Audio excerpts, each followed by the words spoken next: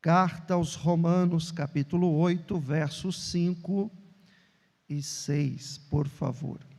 Se puder colocar aqui no telão para os irmãos também.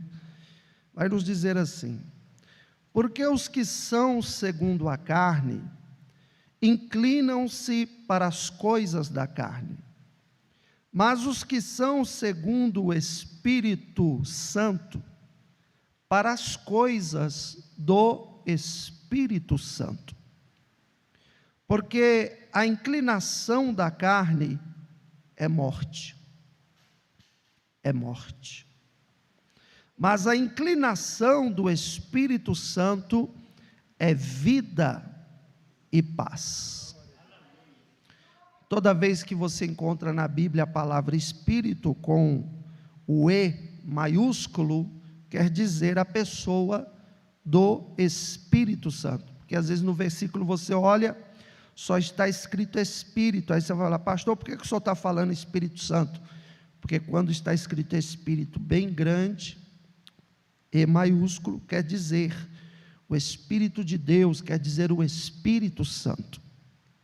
Pai, fala conosco na Tua palavra, em nome do Senhor Jesus, que a Tua palavra, Senhor, entre em nosso coração, na nossa mente, que caia por terra toda distração, todo cansaço, todo sono, e no nome de Jesus Cristo, Senhor, esta palavra venha vivificar, ensinar, exortar, consolar e edificar vidas, para a glória do Seu nome, pedimos e agradecemos em nome de Jesus, amém. Assente-se por favor com a sua Bíblia aberta. Nós estamos nessa temática de ano de vencer, e toda quarta-feira está sendo ministrada uma mensagem sobre vencer no ano de 2025, e também daqui para frente, não só nesse ano, mas na sua vida cristã, e sempre alguém está vindo com uma temática de alguma área que nós precisamos vencer. Eu acredito muito que não existem coincidências. Não existem coincidências. Existe Jesuscidência. Ou seja, tudo Deus tem um propósito. Deus não faz nada sem um propósito. E se Deus trouxe você aqui nesta noite, ou colocou você que está me assistindo aí no vídeo, seja ao vivo, seja depois, esse vídeo caiu para alguém, eu quero dizer uma coisa: nada é por acaso, e nada é coincidência. Então, se Deus trouxe você aqui, se Deus colocou você para assistir, é porque Deus tem propósito de que esta mensagem te ajude em alguma situação. O tema que eu vou abordar aqui hoje não é um tema muito falado nas igrejas, inclusive até esquecido, inclusive até rechaçado por algumas. O tema que eu vou falar aqui hoje, eu já quero lhe avisar: a sua carne vai fazer de tudo para você não prestar atenção. Já estou lhe avisando. Você que está aqui, você que está assistindo. A sua mente vai querer te distrair, o sono vai querer te pegar, e o inimigo da nossa alma vai lançar setas para você desviar a sua atenção. Então, ou seja, no momento que eu vou começar a ministrar aqui, haverá uma batalha espiritual, e você tem que estar atento, atenta. Por quê? Porque você não pode deixar esta palavra, esta semente, ser roubada do seu coração. Sabe aquela palavra do semeador? Não deixe essa mensagem ser roubada do seu coração. É um tema forte, é um tema, como eu falei, muito esquecido já, mas esse é um tema que é o que mais está acontecendo no meio evangélico, por incrível que pareça. Então essa mensagem aqui, possa ser que ela até atinja o coração do pecador que não tem Jesus, mas o alvo principal aqui nessa noite são os crentes, os que já conhecem a verdade. Amém, meus irmãos? Então vamos lá. O que é que vai ser tratado aqui nessa noite? Como vencer o pecado.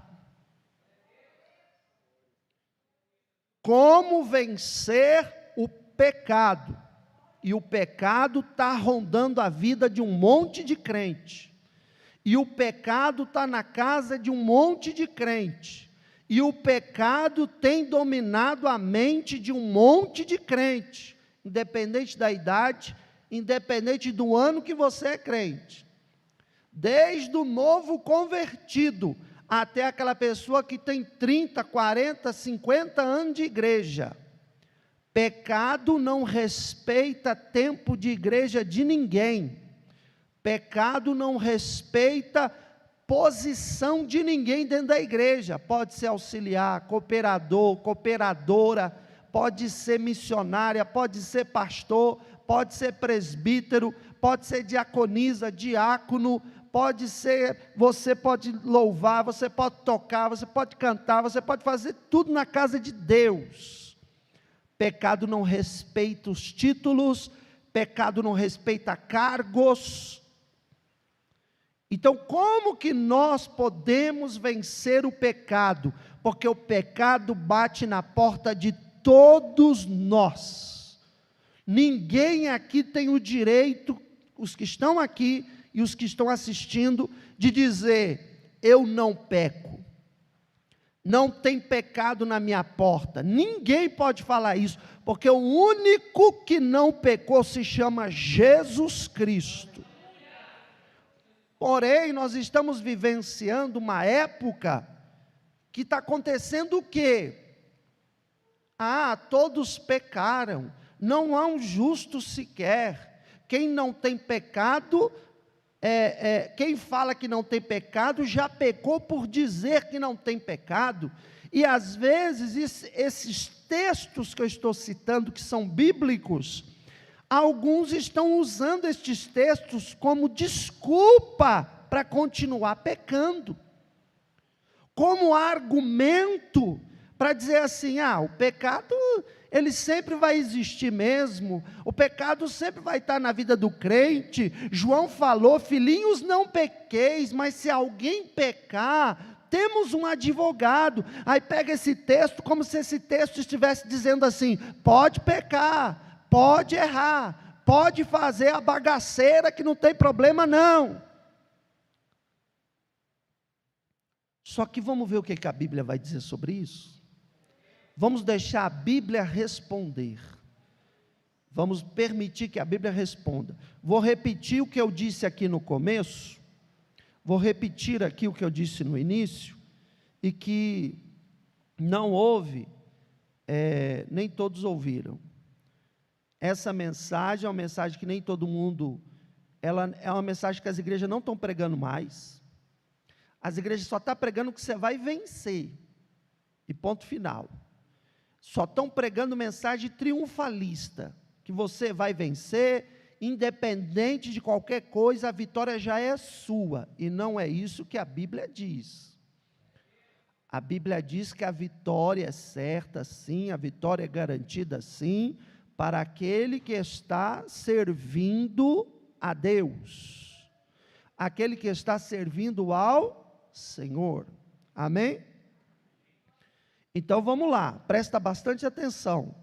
Primeiro, como vencer o pecado? Aí vem a pergunta, o que é pecado? Pastor, todo mundo sabe que pecado é desviar do caminho, pecado é errar o alvo, pecado é desobedecer a Deus. Mas você sabia que é muito mais profundo do que isso? Tudo isso que você já sabe sobre pecado está correto, mas vamos se aprofundar mais. O que é pecado? Nós temos significado de pecado no hebraico e temos significado de pecado no grego.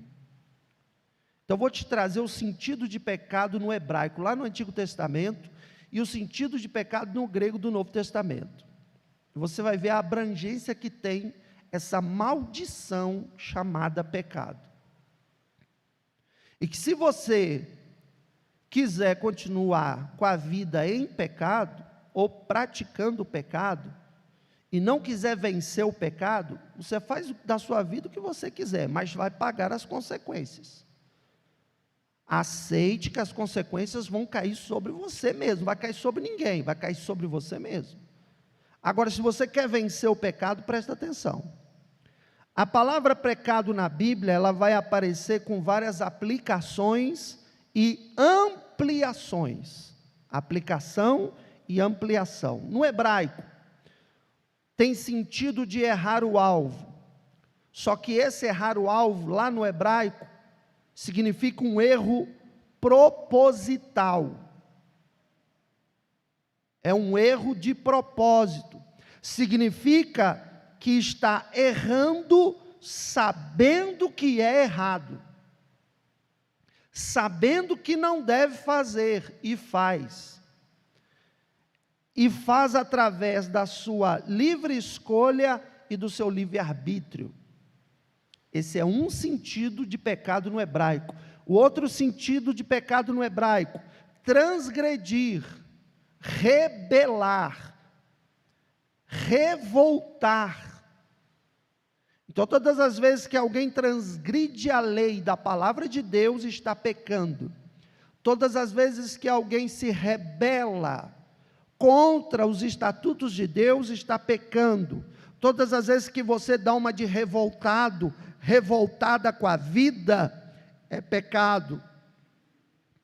Estou revoltado com o meu emprego, estou revoltado com o meu casamento, estou revoltado com a minha casa, estou revoltado com a minha família, estou revoltado com o meu marido, estou revoltada com o marido, revoltado com a esposa, estou revoltado com os meus filhos, estou revoltada com isso ou com aquilo. É pecado. No hebraico é pecado. Também significa ir além dos limites estabelecidos. Se você sabe até onde é o limite, por que atravessar? Se você sabe que daquela linha para frente não deve, não pode, não é correto, por que você está passando essa linha? Por que você está ultrapassando o limite? Está pecando. Outro sentido de pecado no hebraico é o pecado deliberado de maldade.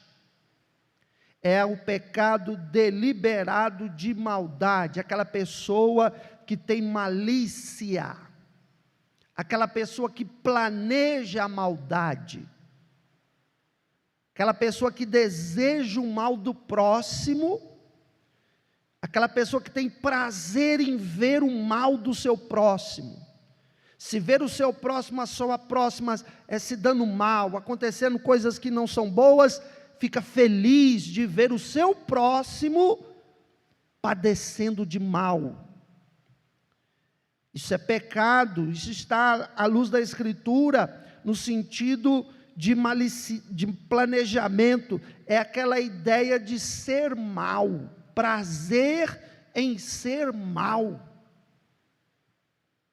Eu me lembro que quando eu estudava lá na minha 4ª série primária, eu tinha sido transferido da escola que eu estudava aqui em São Paulo, para uma escola lá de Minas Gerais. Nesta época, a escola de Minas era mais forte, a escola dava mais conteúdo, eu não estava tão bem preparado. E quando eu cheguei na classe, eu tinha vindo de São Paulo, eu era uma criança, e eu falava o quê? Eu falava o linguajar do paulista. Então eu cheguei lá falando porta, eu cheguei lá falando não estou entendendo, eu cheguei com aquela linguagem paulistana. E aí quando a professora, está aqui um aluno novo, né? Fala o seu nome para toda a classe ouvir seu nome, aquela coisa de professor. Aí meu nome é Carlos. Quando eu falei Carlos, hoje eu já nem consigo falar, porque eu já peguei um mineiro, todo mundo começou a rir. A sala inteira rindo. Carlos. Como se eu falava Carlos com R, e eles entendiam com I. como se eu estivesse falando Kairos. Aí tinha um menino, que ele parecia que tinha um capeta no corpo. Esse menino veio e falou, fala o nome daquela porta ali. Aí eu falei, porta. Aí ele, lá, está falando poita. E isso virou um bullying em cima de mim por meses. Até que eu me obriguei a aprender a falar com sotaque mineiro para escapar do bullying. Aí eles falavam, fala o nome daquela porta ali. Aí eu falava, porta. Porque eles arrastam o R. Então eu falava, porta. Eu ainda não conseguia pegar o deles. Depois, com o passar dos anos, eu peguei. Então veja, esse menino, ele tinha prazer na maldade. Eu acho que tinha um capeta nesse menino. Eu não tinha Jesus ainda, eu não conhecia nada da Bíblia. Esse menino me perseguia, esse menino juntava mais 4 meninos, me pegava na saída, me dava uma coça todo dia. Esse menino, de graça, ele passou a ter ódio de mim, de graça, e eu nunca tinha feito nada com ele. Isso foi terrível na minha vida, por algum tempo. Chegou um tempo que eu não queria mais nem ir para a escola, porque eu sabia que eu indo para a escola eu ia apanhar. Quantas vezes a aula terminou, eu escondia para eu ir embora bem mais depois. Eu esperava passar até 2 horas depois que terminava as aulas, para eu sair. E quando eu saí, quem é que estava lá na rua me esperando? A cambada. Só que eles não eram corajosos de vir um só, né? Porque se viesse um só, eu enfrentava. Mas vinha 5, quem dá conta? Só se for ninja, né, irmão? Eu não era. E aí, eu apanhava. Não era fácil. Mas eu via nele o prazer de bater. Eu via nele o prazer da maldade. Eu via nele o prazer de fazer eu me sentir a pior pessoa do mundo. Então isso aqui, hoje eu conheço dentro da palavra, à luz do hebraico, isso é pecado. É aquela pessoa que tem o prazer no mal. Se tem a influência do diabo por trás, acredito que tem, com certeza, mas é pecado. Isso não exime a pessoa do pecado. Isso não é, a culpa é do diabo que está usando ela. Não, ela também tem culpa, ela pecou, o pecado recai sobre ela. Ainda que for o diabo que a incitou, o pecado cai sobre ela, biblicamente falando. Ela não escapa do pecado para querer arrumar um culpado. É a história do Éden. Não, foi a serpente, querendo transferir a culpa. Foi a mulher que o Senhor me deu. E ela, não, foi a serpente. Quer transferir o pecado. Pecado é intransferível. Pecado só tem 2 coisas. Ou ele é apagado e só tem um que apaga ele, se chama Jesus. Ou ele é intransferível e ele vai te levar para a morte eterna. Não pense que você consegue transferir o seu pecado para alguém, porque não tem como. Não adianta você vir com historinha triste, não adianta você vir com dramatização, não adianta você romantizar o negócio. Não, é porque eu estava num momento de fragilidade. Não tem isso. Você pecou e ponto final. É igual eu já contei para vocês uma história uma vez de um irmão que lá em Minas, eu cheguei nele, ele veio chorando, presbítero, eu era presbítero, me ajuda, ora por mim. Falei, o que aconteceu? Eu fiquei muitos anos sem fumar, mas de repente, quando eu vi, o cigarro estava na minha boca. Eu falei, cabra safado, que vergonha na cara, rapaz, que você acha que o cigarro saiu do maço, pulou no ar, acendeu sozinho, entrou dentro da sua boca? Foi você que abriu o maço, foi você que acendeu, foi você que pôs na boca, foi você que tragou. Você fez tudo consciente, que sabia que era errado, é ou não é? É verdade. Então o pecado, ele tem também esse sentido da ideia de ser mal. Outro sentido do pecado à luz do hebraico, é o pecado que a pessoa quer proporcionar uma armadilha. Sabe aquela coisa de querer preparar armadilha para pegar alguém? Preparar armadilha para prejudicar alguém? preparar uma situação para prejudicar uma pessoa, seja no emprego, seja na família, seja até na igreja. Graças a Deus aqui não tem isso, mas tem lugar por aí, irmão, que tem crente que fica fazendo armadilha para pegar pecado do outro crente. Espera lá, calma aí. Antes de você atirar a pedra, olha o teu telhado primeiro. Porque o único que tem direito de atacar a pedra e não atacou se chama Jesus Cristo. Porque o resto, tudo que estava com pedra na mão, estava devendo. Então veja, tem gente que quer armar armadilhas. Cuidado com isso, que isso é pecado. Outra coisa, engano, usar de engano, armar laço contra alguém, agir traiçoeiramente. A Bíblia fala que isso é pecado. Outra coisa que também é pecado no hebraico lá do Antigo Testamento, a ideia de seduzir, sedução. Cuidado, porque nós estamos vivendo um tempo muito perigoso, que está havendo muita proliferação de sedução. Espírito de sedução está entrando para tudo quanto é lugar. E as redes sociais está imperando o espírito de sedução. Crentes que não se contentam em tirar uma foto normal, tem que fazer um gesto corporal, tem que fazer um olhar sedutor, tem que fazer uma maquiagem que dá uma alusão de sedução, de charme, de conquista, de desejo. Isso é pecado. Você pode estar sendo pedra de tropeço na vida de alguém, e Deus vai cobrar de você isso, porque você está usando a tua rede social para sedução. Pastor, não estou dando em cima de ninguém. Não precisa? Precisa?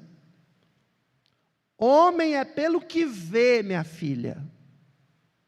Homem é pelo que vê. E o homem olhar a tua rede social, se ele olhar e ele, o olhar dele sair do olhar comum, e a mente dele vagar para onde não deve vagar, a mente dele ir para onde não deve ir, ele pecou na hora. Ele pecou na hora, mesmo que em pensamento ele já pecou. Deus não vai transferir o erro dele. Ele errou, ele não devia ter errado dessa maneira. Só que você também vai ser cobrada, porque você foi a pedra de tropeço na vida dele. Você foi aquela que foi o motivo dele errar. Porque se ele não tivesse visto a sua foto, talvez ele não teria errado. Não posso pôr a mão no fogo, mas talvez não teria errado. Esses dias eu estava conversando aqui com uma pessoa, e eu disse assim para essa pessoa falou para mim: pastor, tem coisas que não estão escritas claramente na Bíblia, se pode ou não pode, não está escancarado assim, detalhadamente. Eu falei, é verdade, é verdade. Aí eu disse para essa pessoa assim, por exemplo, na Bíblia não está escrita a palavra cocaína. Na Bíblia não está escrito a palavra crack, que é a droga lá, o crack, não é o crack de futebol, a droga. Não está escrito. Na Bíblia não está escrito a palavra uísque. Na Bíblia não está escrito a palavra narguile. Mas se você olhar à luz do texto bíblico, convém? É correto? Se você olhar à luz, a Bíblia não fala de forma explícita, mas está implícito. A Bíblia diz que eu e você somos templo do Espírito Santo. E quem tocar no corpo do Espírito Santo, Deus o destruirá. Está escrito lá em Coríntios. Então eu posso fazer do meu corpo o que eu quiser, essa conversinha aí, meu corpo, minhas regras. Não, se você entregou a sua vida a Jesus, o teu corpo agora é do Espírito Santo. Você não pode fazer do seu corpo o que você bem entender mais. Você agora está servo, serva de Jesus. E aí eu usei um exemplo, me colocando no exemplo. Eu falei para essa pessoa: imagina se eu chego aqui no culto com uma sunga de praia e sem mais nada. E eu subo aqui no púlpito e falo: irmãos, de quem é a vitória? Se você imaginar essa cena, ela é até cômica e engraçada. Mas se você analisar o convém e não convém, convém uma barbaridade dessa? Isso aqui é um ambiente para que eu entre vestido desta forma? Como também não dá para eu ir lá na praia e entrar dentro do mar de terno e gravata. Vão me chamar de louco. Vão me falar que eu estou doido. Então não convém. Está escrito na Bíblia: ordeno eu, o Senhor, que os pastores não entrem de sunga dentro da igreja. Está escrito isso na Bíblia? Não está, mas para analisar, é questão de ser óbvio, é lógico, é uma questão de decência, é uma questão de reverência, é uma questão de respeito.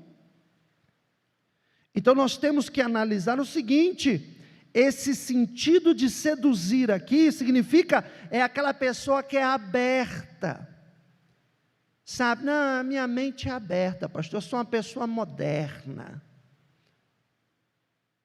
Aí você vê homens que por conta da proliferação das academias, nada contra você fazer um exercício físico, porque ele proporciona saúde para o corpo, feito com moderação, feito de maneira adequada, sobre até orientação médica, não há problema nenhum.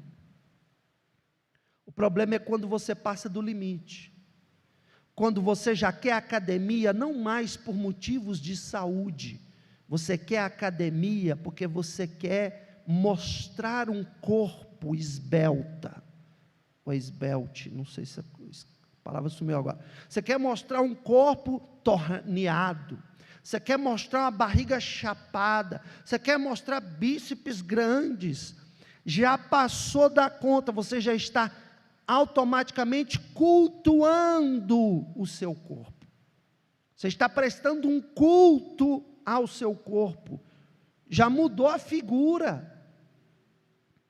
E aí homens que agora querem cada vez mais usarem roupas apertadas para mostrar as definições dos seus músculos. Mulheres que querem cada vez mais encurtar a roupa para mostrar que está tudo em cima,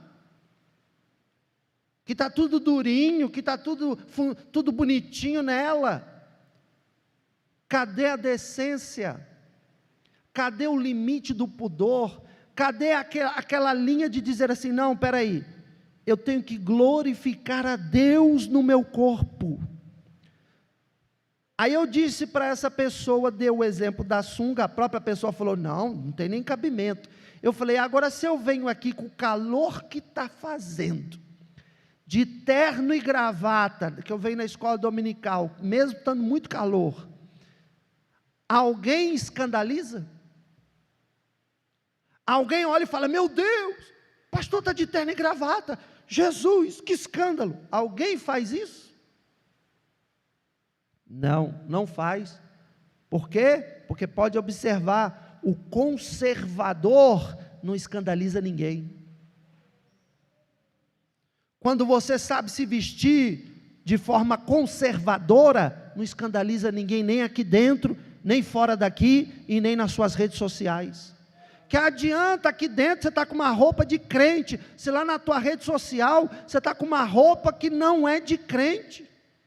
Quem olha custa saber que você é crente, a não ser que você coloque lá escrito: ô glória, Jesus está me abençoando. Aí consigo identificar, porque olhando externamente quase impossível. Isso que eu estou falando, eu volto a repetir o que eu disse no começo, serve para todos nós. Não estou falando só com as irmãs, não. Eu estou falando com os homens também. Gestos, pose, bico, imitar gesto do mundo. Lembra um tempo atrás, até que foi divulgado pela missionária Adriana, que determinados gestos com a mão em foto, significa que você é adepto de alguma facção criminosa, e se a outra facção criminosa vê a tua rede social e descobrir quem é você, vai lá e te mata.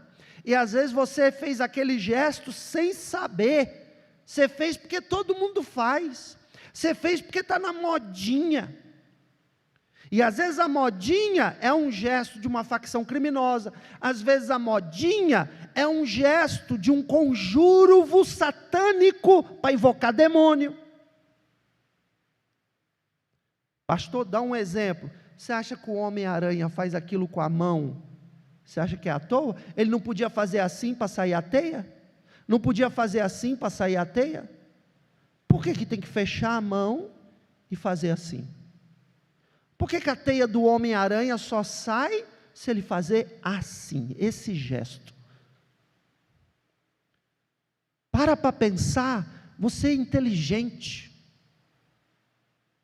Para refletir um pouquinho, deixa de ser carnal, passa a olhar as coisas com um olhar espiritual, e você vai ver o quanto o diabo está presente em todas as esferas.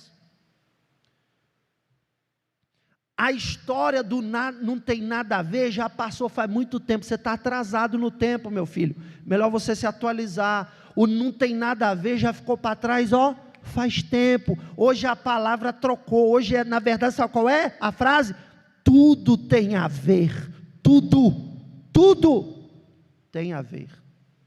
Hoje a frase mudou, hoje é difícil achar o que não tem nada a ver, é raro achar o que não tem nada a ver hoje, porque tudo tem a ver hoje, tudo. E essa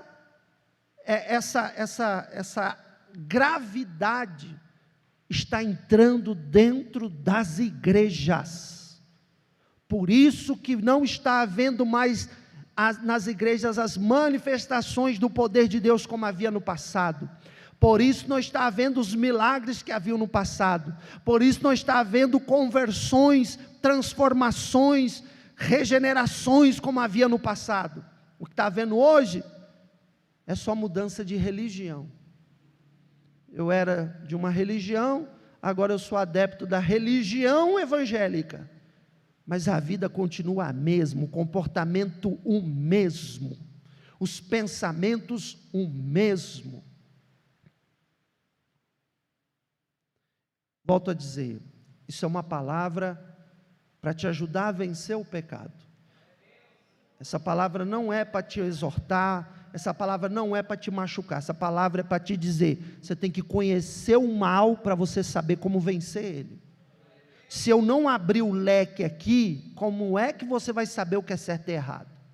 Eu tenho que abrir, eu tenho que tocar em detalhes. E eu estou falando de forma em regra geral, e todo mundo sabe, todo mundo aqui, uma boa parte tem rede social, sabe muito bem como está a rede social. E por incrível que pareça, parece que as dos crentes está pior do que as dos ímpios. Parece que os ímpios estão tendo mais cautela no que posta, no que curte. Parece que até o católico está sabendo se portar melhor. E o evangélico parece que perdeu o freio. Sabe por quê? Porque é isso? Porque os pastores não pregam mais sobre pecado. E o pecado, se você não pregar sobre ele, vai indo, ele cauteriza a mente. E aí a pessoa começa a achar que é normal fazer o errado que ela está fazendo. começa a achar que é normal, ou então, começa a achar o quê? Que uma mensagem como essa não convém mais, e aí quer trocar de igreja, quer sair, aí se dói, se vitimiza.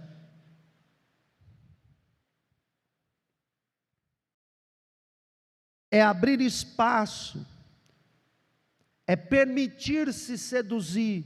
Pare de fletar com o pecado, para com esse negócio de ficar com o olhinho, aquele olhinho 43, os mais antigos aqui lembram disso, olhar 43, lembra disso, Jorge? Antigamente, o olhar 43, tinha uma série que falava o casal 20, cuidado com esse negócio, meu irmão, cuidado, minha irmã, porque às vezes você não fala nada, mas o seu olhar fala muito. O seu olhar fala muito. Atenção, homens. De repente tem uma mulher, uma irmã na rua, ou na igreja, ou no culto.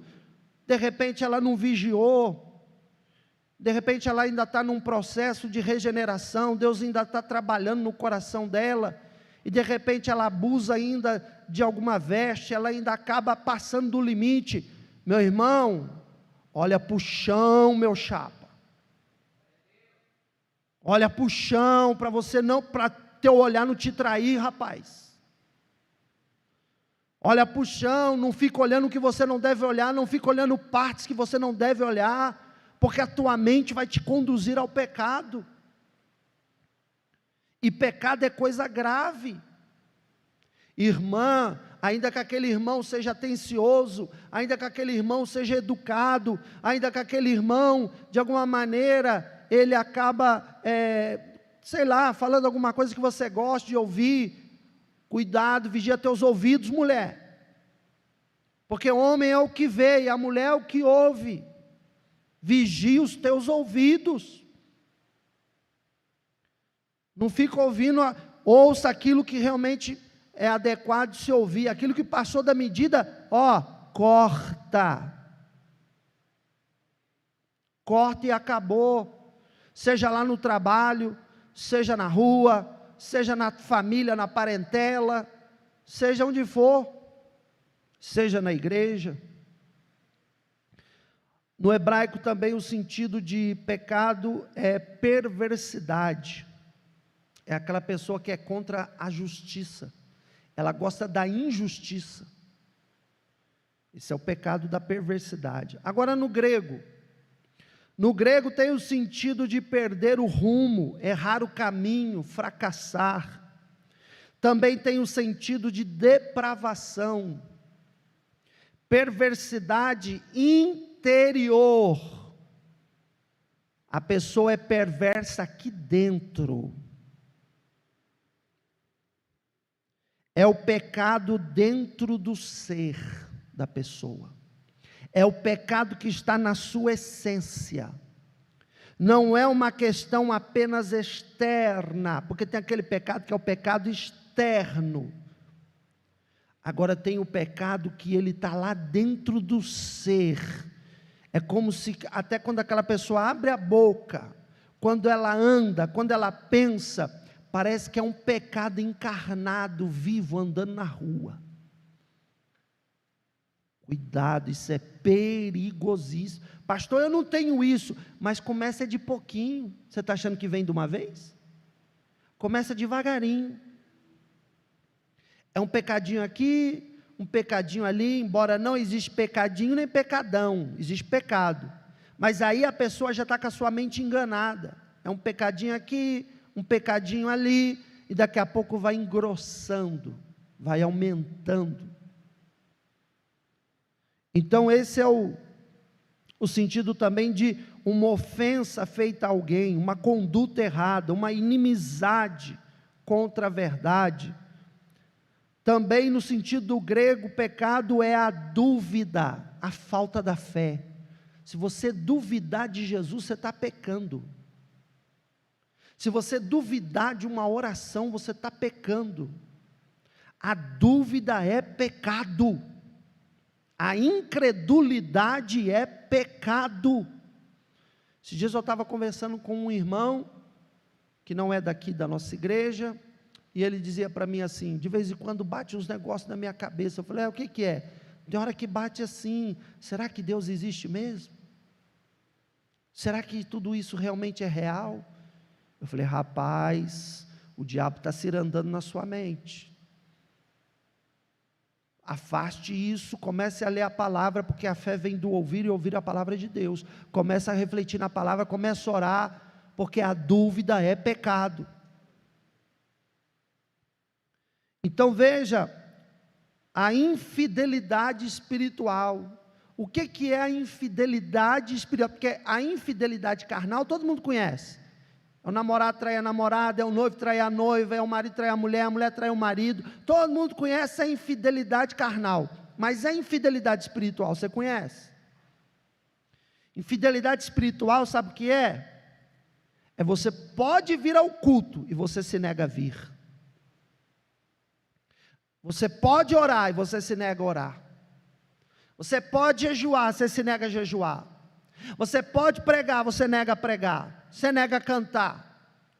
Você nega tudo. Eu dou um exemplo da sexta-feira aqui, que está dando as oportunidades para as mulheres. Você foge do culto para não ter oportunidade, você está pecando. Porque Deus está vendo que você está fugindo. A verdade é essa, você está fugindo, então você está pecando. Se você não quer oportunidade, é mais bonito você chegar e falar, não me dê oportunidade, mas não deixe de vir, não fuja, ou encare. Se Deus está te dando a oportunidade, seja fiel, não seja infiel na oportunidade, seja fiel nas oportunidades que Deus te dá dentro da igreja. Então, cuidado com a infidelidade, o grego vai falar sobre isso também. Que mais?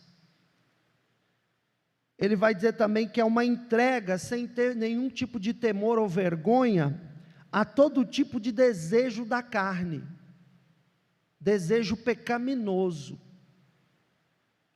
Aí a pessoa começa a se entregar e ela vai perdendo o temor, ela vai perdendo a vergonha. Na primeira vez que faz, sente aquele temor, sente aquela vergonha. Meu Deus, por que eu fiz? Eu não devia ter feito. Aí na segunda vez, já não é tanto. Na terceira vez, já não sente tanto. Na quarta, na quinta e daí por diante, daqui a pouco, está fazendo, não está sentindo mais nada. Aí tem a coragem de ainda dizer assim, o meu coração não me condena. Eu não estou sentindo a condenação. Tem me feito tão bem, se eu me sinto bem, quer dizer que não tem problema. Você esqueceu que a tua emoção está contaminada desde o pecado de Adão? Você esqueceu disso? Você esqueceu que foi lido aqui hoje, Romanos 8, verso 5, coloca aí no telão, que foi lido que a carne luta contra o espírito contra a carne, e que aquele que se inclina para a carne, ele vai se inclinar para a morte. Você está achando que a sua carne vai dizer para você assim, não deseje esse desejo, porque isso é pecado, não pratique esse pecado, porque está errado. Você acha que a tua carne vai falar isso para você? Ô bobinho, acorda para a vida. A tua carne vai falar justamente o contrário, cai na bagaceira mesmo, mergulha porque o trem é bom, lambuza mesmo, porque o negócio é bom. É isso que a carne vai falar para você, é isso que ela vai inclinar você, e chega um momento que a paixão é tão furiosa, o fogo é tão grande na carne, não é fogo do espírito não, fogo da carne, que você perde o raciocínio, você perde a lógica, e você começa a seguir os teus instintos, e você obedece os teus instintos, para satisfazer os teus desejos, e a Bíblia diz que isso é pecado, e é pecado grave, muito grave. São o se entregar às famosas taras sexuais. desejos sexuais impróprios, inadequados, com pessoas que você não deveria tê-los. Uma coisa é o seu esposo desejar sexualmente a sua esposa, não há pecado nenhum nisso. A sua esposa desejar o seu marido sexualmente, não há pecado nenhum nisso, porque os dois são uma só carne. Agora eu vou dizer uma coisa para você: namorado desejar a namorada sexualmente, a Bíblia não aceita.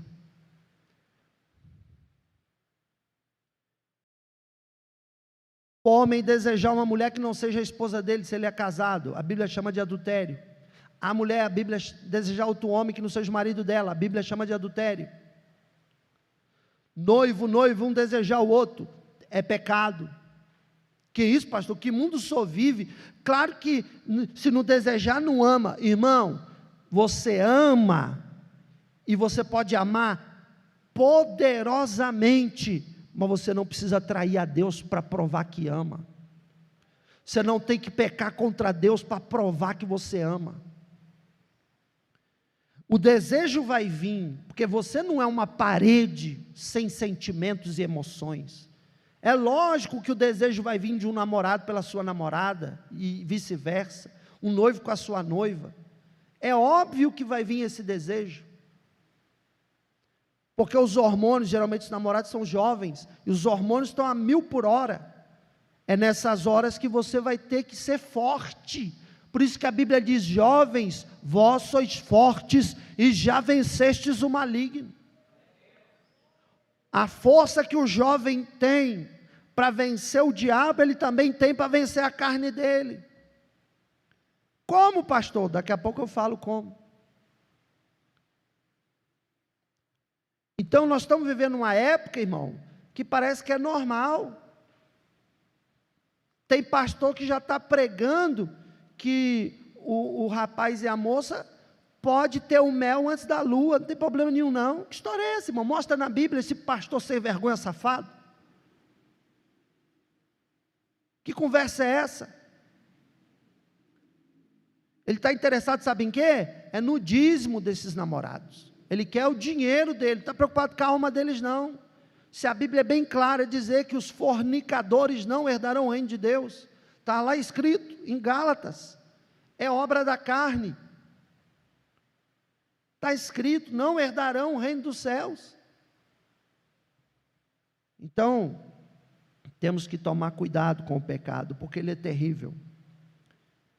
É a libertinagem.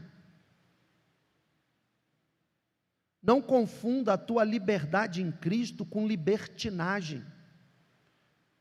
Escute o que eu vou lhe dizer: Cristo veio para te libertar do pecado, mas não veio te libertar da servidão. Você tem que saber separar as coisas. Jesus te liberta do pecado, mas da servidão não. Você passa a ser servo dele, de Jesus. A palavra servo no original do grego é escravo. E eu te pergunto, vamos voltar na história da época da escravidão, uma época terrível, injusta, cruel, sangue de Jesus. Mas vamos voltar na época da escravidão, apenas a título de exemplo. Por acaso os escravos tinham direito de querer alguma coisa? Por acaso, na época da escravidão, os escravos podiam escolher que roupa vestir, o que comer, onde dormir, que vida viver? Eles eram tratados no chicote, eles eram tratados como se fosse ninguém, não era tratado como gente. Eles eram humilhados, acorrentados, castigados. Não era fácil a vida de escravo, foi uma vida terrível.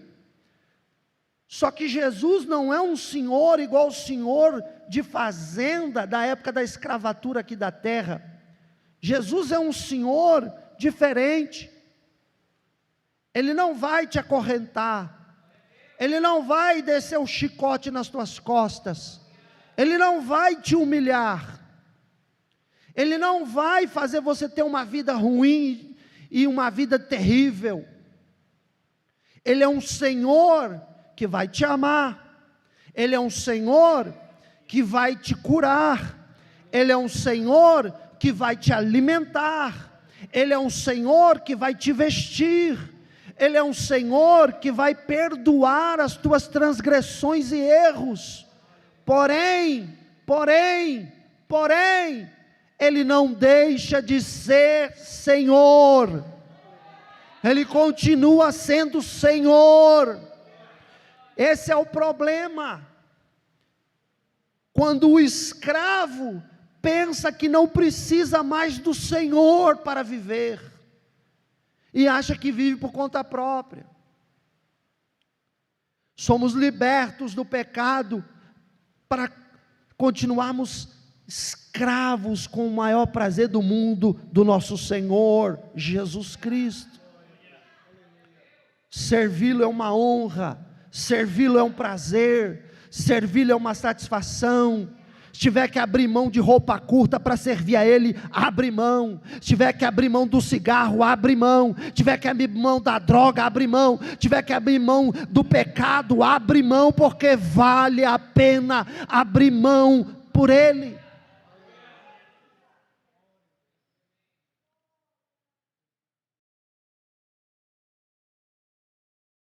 O último sentido de pecado no grego é quando alguém está influenciando outras pessoas a pecarem também. É quando a pessoa não está satisfeita em pecar sozinho e quer instruir os outros a também entrar no mesmo erro dele. Quer influenciar os outros a errar também.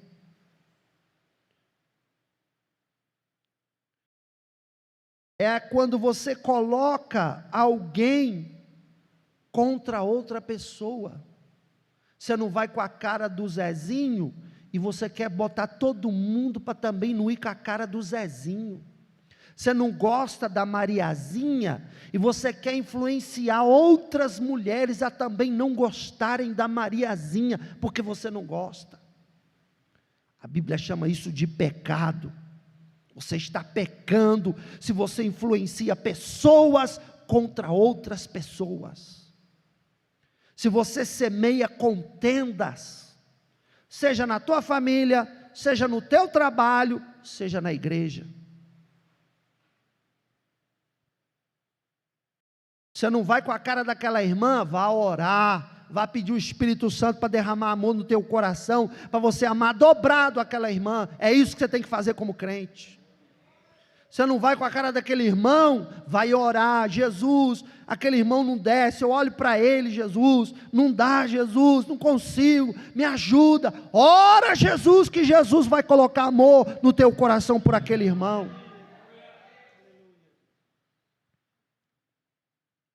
É o falar mal nas costas, lá no sentido da palavra do grego.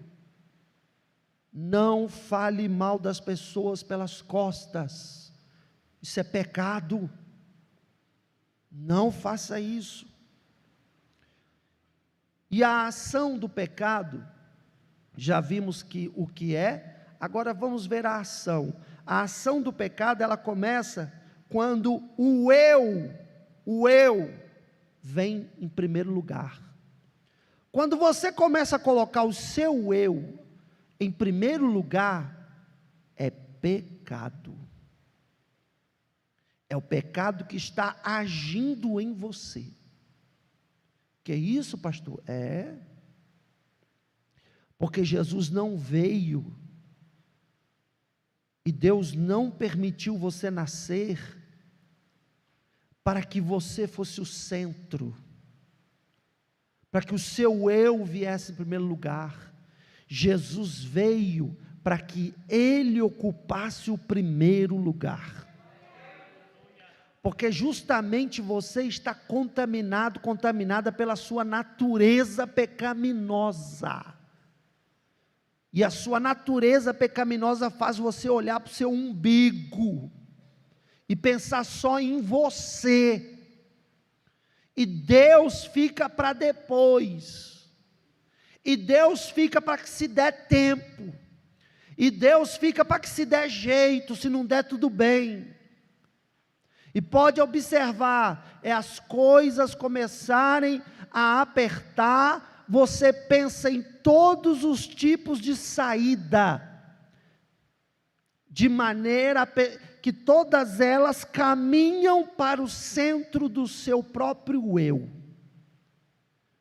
Pode olhar, esse eu que é contaminado pelo pecado, ele está tão enraizado, e ele está proliferando de uma maneira tão grande, que até hoje, nas igrejas, pode olhar, irmão, como que os louvores agora é só eu.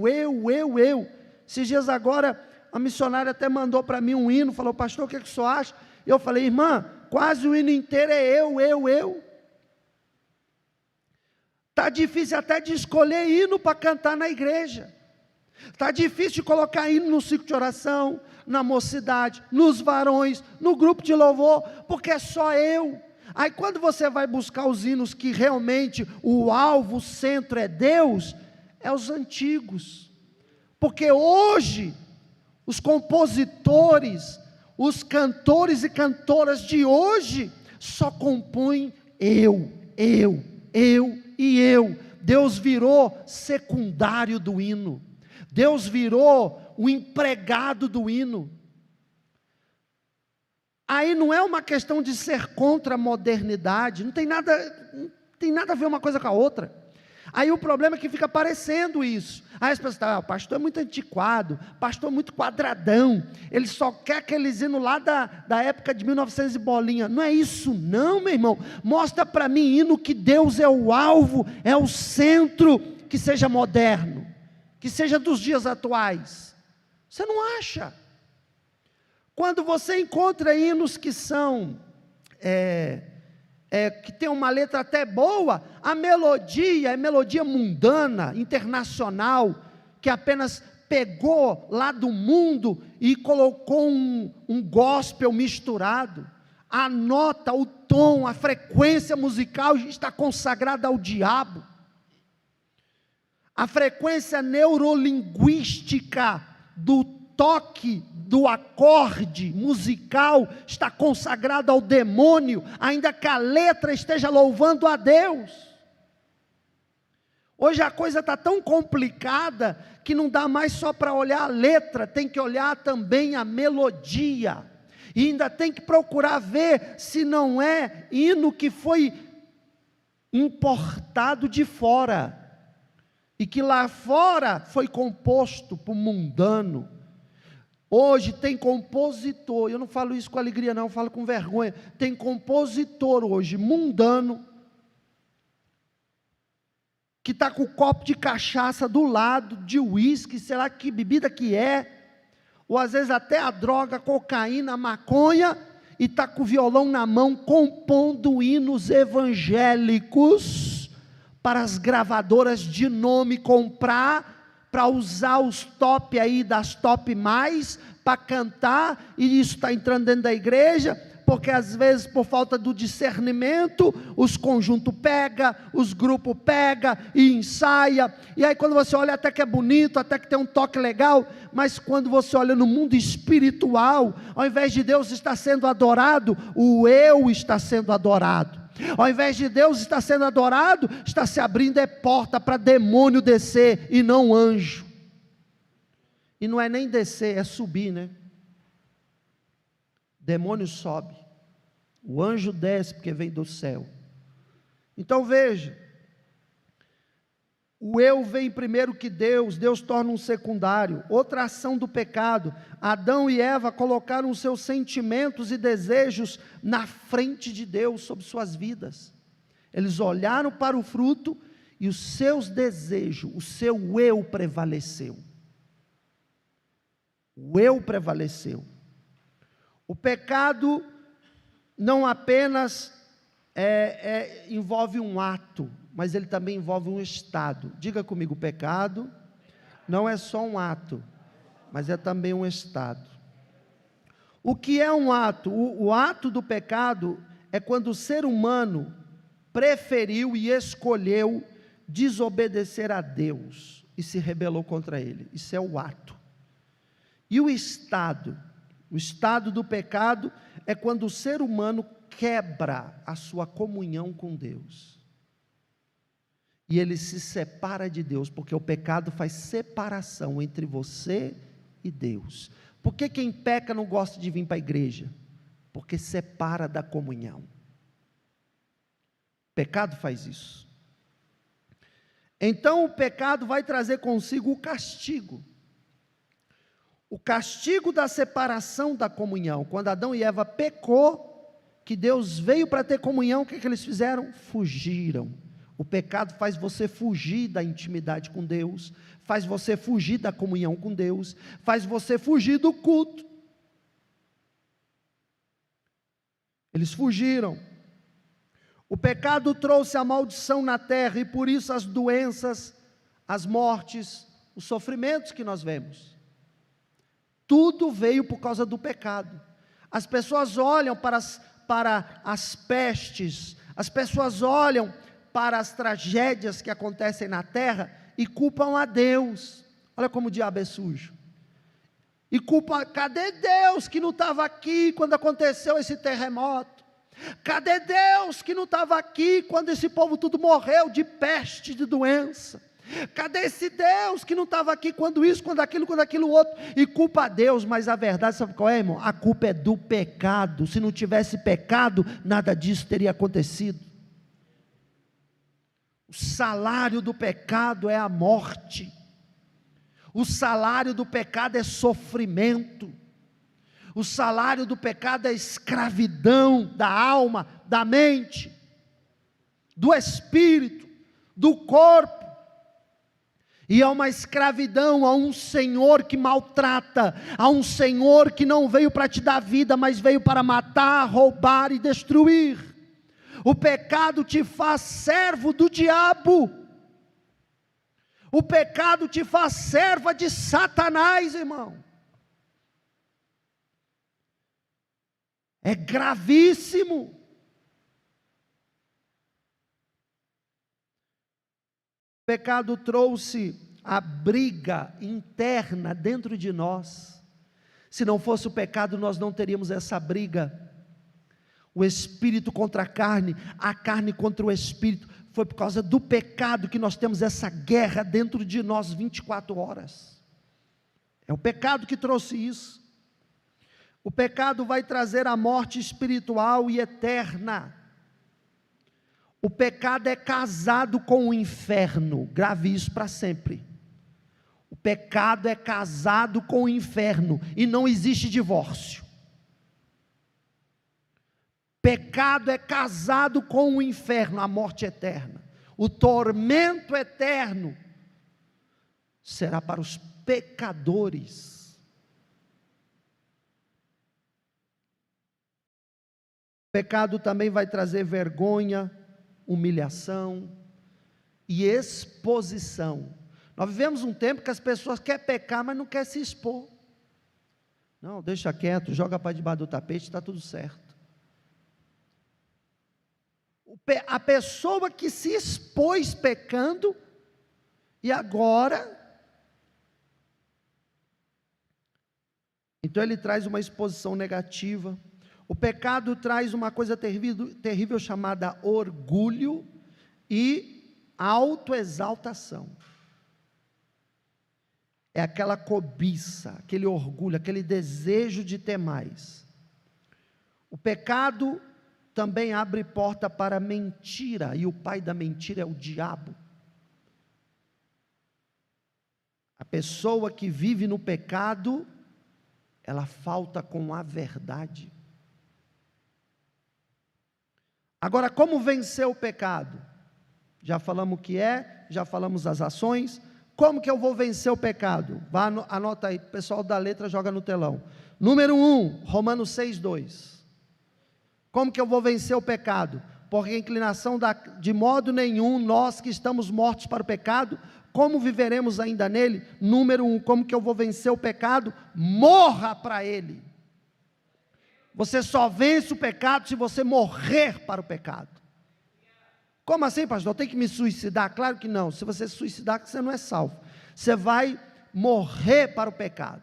Você já viu o defunto fumar? Você já viu o defunto beber? Você já viu o defunto drogar? Você já viu o defunto sair do caixão prostituir? É esse simbolismo na sua vida. Você olhar e falar assim, isso aqui não é mais para mim, porque eu morri para isso. É uma decisão.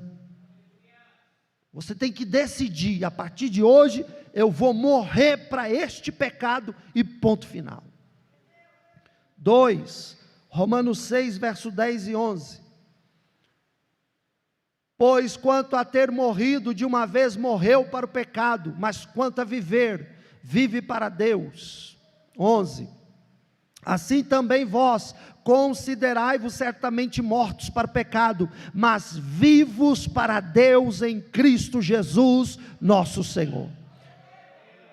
Eu morro para o pecado para vencê-lo, e eu vivo para Deus, não vivo para mim mesmo. Se eu viver para mim mesmo, eu estou vivendo para o pecado.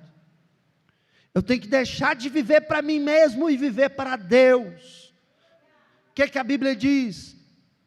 Aquele que quiser encontrar a sua vida vai perdê-la, mas aquele que perder a sua vida por amor de mim vai ganhá-la.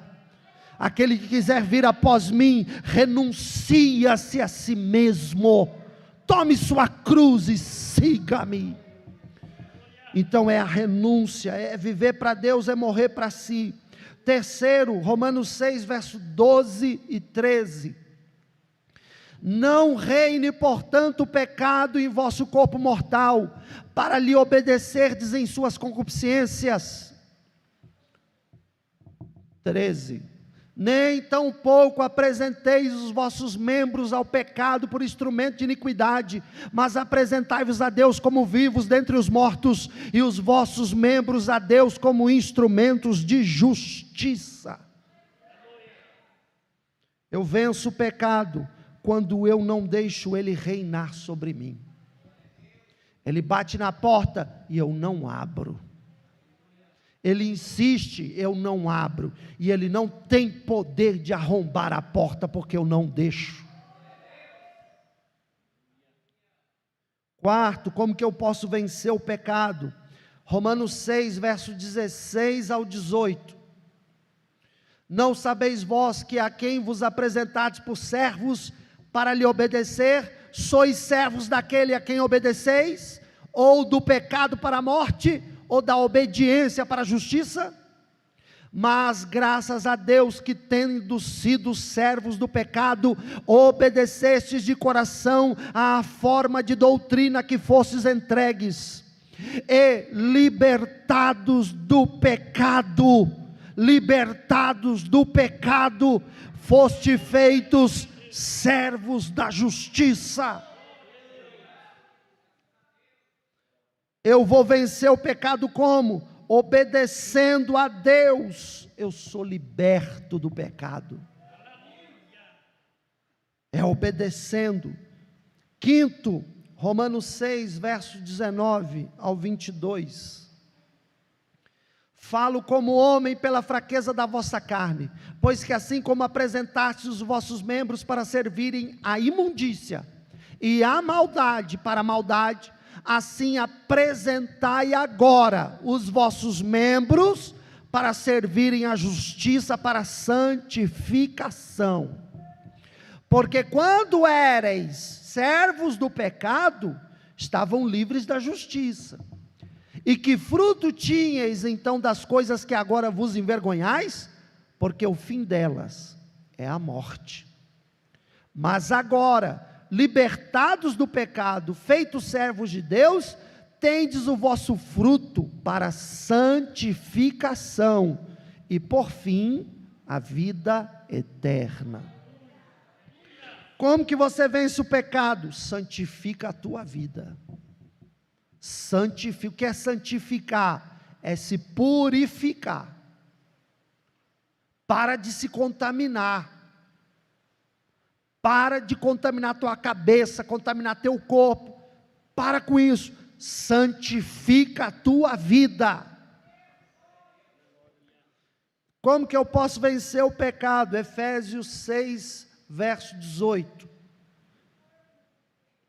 Orando em todo o tempo, com toda oração e súplica no Espírito Santo, e vigiando com toda perseverança e súplica por todos os santos.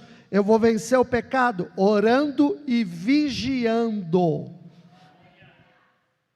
Sétimo, Romanos 12, verso 1 e 2. Rogo-vos, irmãos, pela compaixão de Deus, que apresentei os vossos corpos em sacrifício vivo, santo, agradável a Deus, que é o vosso culto racional. E não sede conformados com este mundo, mas sede transformados pela renovação do vosso entendimento, para que experimenteis qual seja a boa, agradável e perfeita vontade de Deus. Como que eu vou vencer o pecado? Eu vou vencer o pecado parando de pensar no pecado. Tu quer vencer pecado, mas pensa nele o tempo inteiro? Para de pensar nisso. Tira a tua mente dessa porcaria.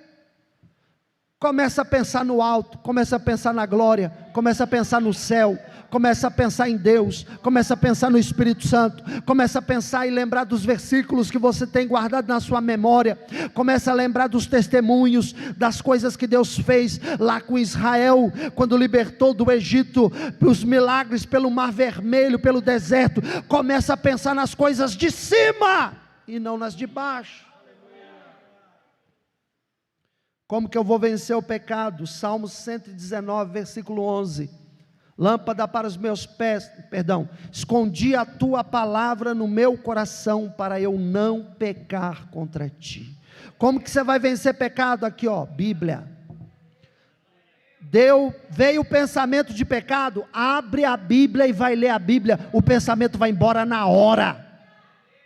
Veio a vontade de pecar, abre a Bíblia e lê a Bíblia, a vontade de pecar vai sair na hora. Esconde a palavra no coração que você não peca mais. É as tuas emoções na palavra, e não as tuas emoções no pecado. 9, Salmo 32, versos 5 e 6, já está terminando. Confessei-te o meu pecado, e a minha maldade não encobri. Dizia eu, confessarei ao Senhor as minhas transgressões, e tu perdoaste a maldade do meu pecado. Por isso, todo aquele que é santo orará a ti, há tempo de te poder achar, até no transbordar de muitas águas, estas não lhe chegarão. Como que eu vou vencer o pecado? Confessando que eu pequei. Tu peca e fica caladinho, e não confessa que pecou, não tem perdão não, hein? Para ter perdão, tu tem que confessar teu pecado.